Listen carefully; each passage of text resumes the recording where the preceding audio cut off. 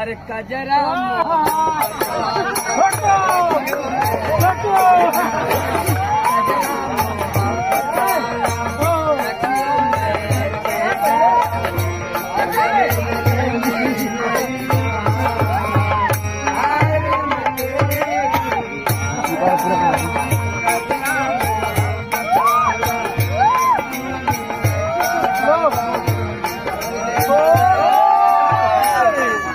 अजी खुदा का दिया हुआ नूर हुआ। अजी मैडम जी, जब खुदा ने आपको बनाया होगा उसके दिल में एक जुनून सा छाया होगा।